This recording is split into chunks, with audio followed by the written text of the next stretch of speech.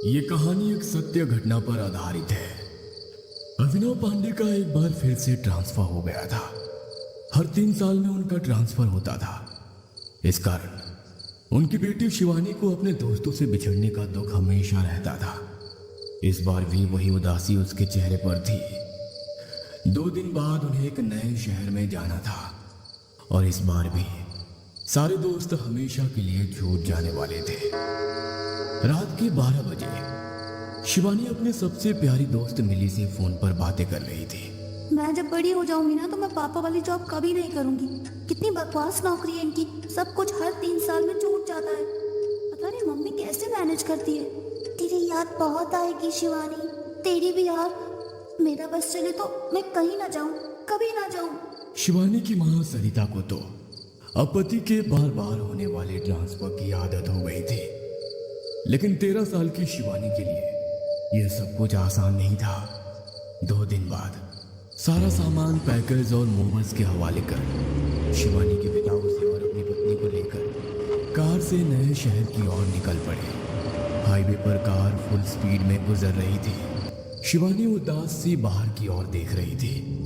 तभी अचानक उसकी नजर रास्ते से गुजर रहे खेत में खड़े एक डरावने स्केयरक्रो यानी पुतले पर पड़ी। मम्मी, वो स्केयरक्रो देखो, कितना अजीब है। अरे हाँ, मैंने पहले कभी ऐसा पुतला नहीं देखा। कितना ऊंचा है ये। शिवानी को वो पुतला बहुत डरावना लगा।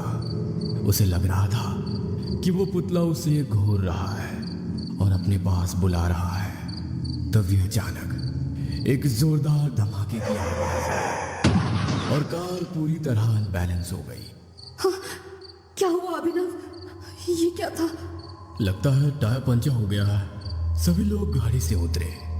अभिनव ने कार की स्टेपनी निकाली और दूसरी टायर लगाने लगे। सरिता और शिवानी हाईवे के किनारे उस खेत के पास खड़े उसे निहारने लगे। मम्मी, कितने सारे भुट्टे लगे हैं ना खेत में। तुझे खाना है क्या? मन तो है, लेकिन यहाँ इसे सेकेंगे कैसे? अरे इन खेतों के रखवाले इधर आसपास ही होते हैं। उनके पास सारा जुगाड़ होता है। मैंने और तुम्हारे पापा ने तो कई बार खाए हैं ऐसे भुट्टे। पर यहाँ कोई दिख क्यों नहीं रहा है मम्मी? हाँ, दिख तो नहीं रहा है। चलो ना चलते हैं खेतों के बीच में। सरिता ने अभिनव को सारी बातें बताई और खेत की ओर बढ़ चले। वो कुछ दूर गए ही थे कि उन्हें खेत के किनारे बने एक छोटे से मचान नुमा घर में 3-4 लोग बैठे हुए दिखे। नमस्ते भैया, हम हाईवे पर सफर कर रहे थे तो हमारी कार का टायर पंक्चर हो गया। हमारी बेटी को भूख लग रही है, क्या हमें कुछ भुट्टे मिल सकते हैं? उसमें से एक आदमी उठकर उनके पास आया। उसकी आंखें बड़ी डरावनी लग रही थी। उसने दोनों को घूरते हुए कहा, हाँ हाँ, क्यों नहीं, आप लोग बैठिए, हम भुट्टे सेक देते हैं। शिवानी और सरिता दोनों डर तो गए थे, लेकिन फिर भी वे वहीं बैठ गए। उस आदमी ने भुट्टे सेकने शुरू किए और कुछ देर बाद गर्मा गर्म भुट्टे लाकर शिवानी को दिए। Thank you uncle. शिवानी ने एक भुट्टा उठाया और खाने लगी। तभी उसे लगा कि उसके पेट में अजीब सा कुछ हो रहा है। उसने तुरंत भुट्टा खाना छोड़ दिया और सरिता के पास जाकर बोली, मम्मी, मेरा पेट दर्द हो रहा है। सरिता ने उसकी ओर देखा।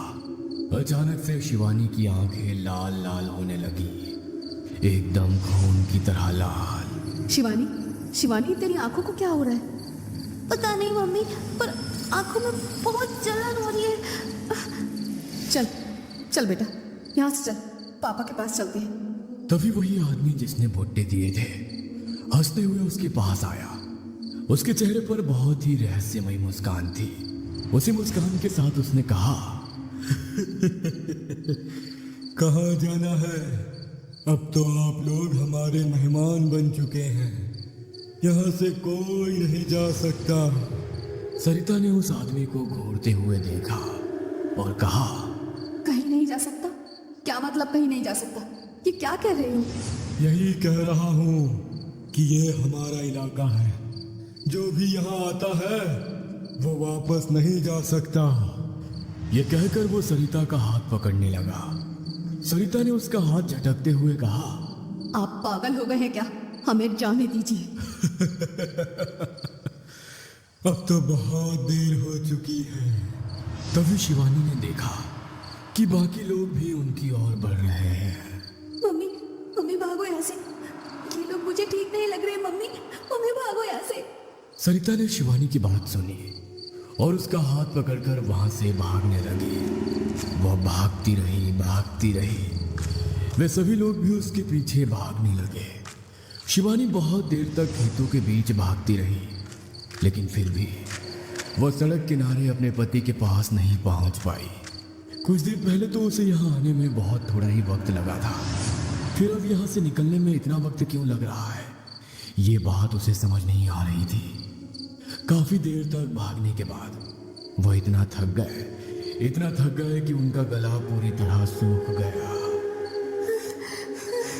मम्मी प्यास लग रही है। ये कहकर शिवानी जमीन पर गिर पड़ी। सरिता उसे उठाने के लिए आगे बढ़ी, लेकिन जैसे ही वो आगे बढ़ी उसने देखा कि वो तो उसी जगह पर है जहां से उसने भागना शुरू किया था। वो आसपास घूर घूर कर देख ही रही थी। तभी उसकी नजर एक बार फिर उन लोगों पर गई जिसके डर से वो भाग रही थी।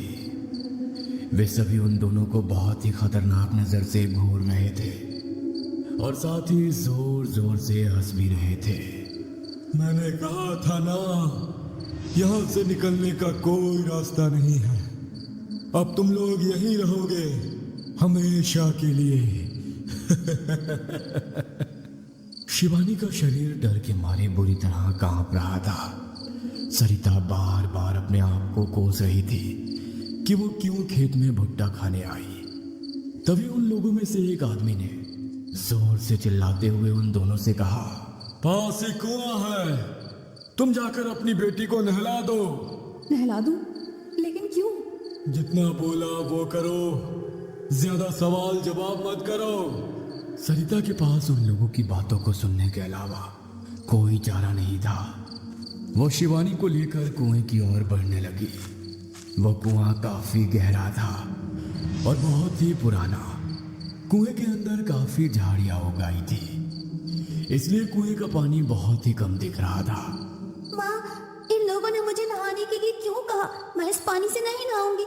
इस कुएं के गंदे पानी से बिल्कुल नहीं नहाऊंगी मैं। लेकिन तभी शिवानी की नजर पास खड़े स्केयरक्रॉ यानी पुतले पर गई। वो उसे अब भी घूर रहा था। शिवानी उसे देखकर जोर से चिल्लाई, ये देखो, ये स्केयरक्रॉ यहाँ कहाँ से आ गया? ये वहाँ खेत में था, फिर ये यहाँ कुएं के पास। स्केयरक्रॉ? कहाँ है स्केयरक्रॉ? कहाँ है बेटा? मम्मी, ये तो रहा, यहाँ पे खड़ा है कुएं के पास। ये कहकर शिवानी ने अपनी आंखें बंद कर ली और उसने सरिता को जोर से पकड़ लिया। शिवानी का शरीर थर थर कांप रहा था। कुएं के पास कोई नहीं है शिवानी, कोई नहीं है वहां पर। तुम आंखें खोलो बेटा, यहाँ कोई नहीं है। शिवानी ने अपनी आंखें खोली। वहां सच में कोई नहीं था। कि स्केयरक्रॉ आखिर गया कहाँ? मम्मी, हम लोग यहाँ से कभी नहीं निकल पाएंगे क्या? नहीं बेटा, निकलेंगे, जरूर निकलेंगे बेटा। पर वो लोग तो कह रहे थे कि उनकी बातों पर ध्यान मत दो। वे बातें कर ही रहे थे कि तभी शिवानी की नजर सामने से आते अपने पापा पर गई। शिवानी का सारा डर, सारा भय अपने पापा को देखकर छू मंतर हो गया। अपने पापा को देखते ही, पापा आप आ गए पापा।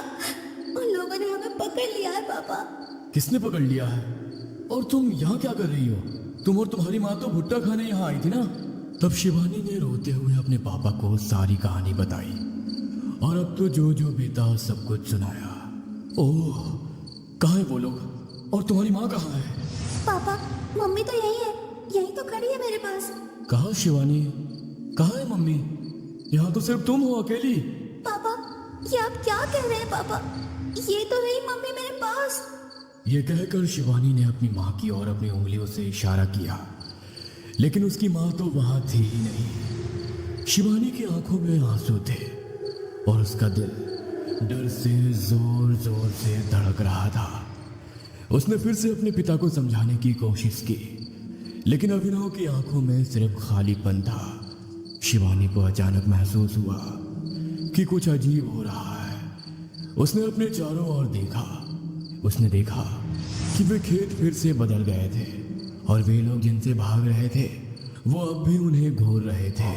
पापा पापा प्लीज, हमें यहाँ से निकलना होगा। देखो देखो इन लोगों को, ये कैसे घूर रहे हैं हमें। शिवानी, सब ठीक है, तुम बस मेरे साथ रहो, कुछ नहीं हुआ है, तुम बस डर गई हो। शिवानी को लग रहा था कि उसके पिता भी अब उन लोगों के प्रभाव में आ गए थे। उसने अपने पिता का हाथ पकड़ा और उन्हें वहां से खींचने की कोशिश की, लेकिन अभिनव ने उसे अपनी जगह पर खींच लिया। शिवानी, तुम यहां से कहीं नहीं जा सकती। शिवानी के दिल में अब और डर भर गया। उसने अपने पिता की आंखों में देखा, उनकी आंखें भी अब खून की तरह लाल हो गई थी। शिवानी ने अपने चारों ओर देखा, वे लोग एक बार फिर से धीरे धीरे उनकी ओर बढ़ रहे थे। नहीं नहीं, प्लीज हमें छोड़ दो, प्लीज हमें जाने दो प्लीज। लेकिन वे लोग बस हंस रहे थे।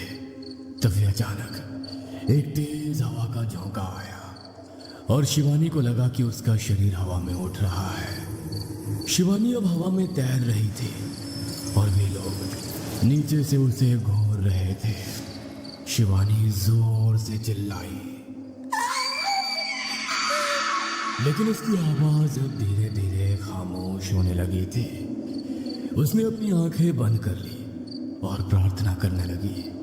तभी अचानक उसने महसूस किया कि वो जमीन पर गिर रही है। उसने अपनी आंखें खोली और देखा कि वो अब भी उसी खेत में थी, लेकिन इस बार वहां कोई नहीं था, ना वे लोग, ना उसका पिता, ना उसकी माँ। शिवानी अकेली थी और उसे समझ नहीं आ रहा था कि ये सब क्या हो रहा था।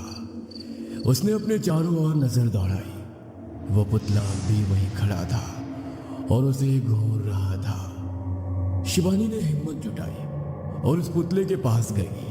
तुम कौन हो और ये सब क्या हो रहा है? मेरे मम्मी पापा कहाँ हैं? वो सारे लोग कहाँ गए? पुतला उसकी ओर देखने लगा और फिर धीरे धीरे हंसने लगा। उसकी हंसी ने शिवानी के रोंगटे खड़े कर दिए। उसने पीछे हटने की कोशिश की, लेकिन उसके पैर मानो जमीन में धंस गए थे। तुम कभी यहां से नहीं जा सकोगे, ये जगह अब तुम्हारी कब्रगाह है। शिवानी की आंखों में आंसू थे और दिल में खौफ। उसने फिर से अपनी चारों ओर देखा। सब कुछ धीरे धीरे गायब हो रहा था। उसे लग रहा था कि वो अब कहीं और जा रही है, एक ऐसी जगह जहां से वापस आना मुमकिन नहीं था।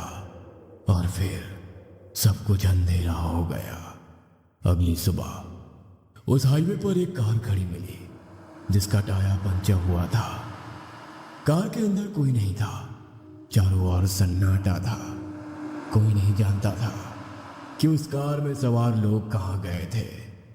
शायद वे अब भी NH 87 के किनारे उस रहस्यमय खेत में फंसे हुए थे, हमेशा के लिए।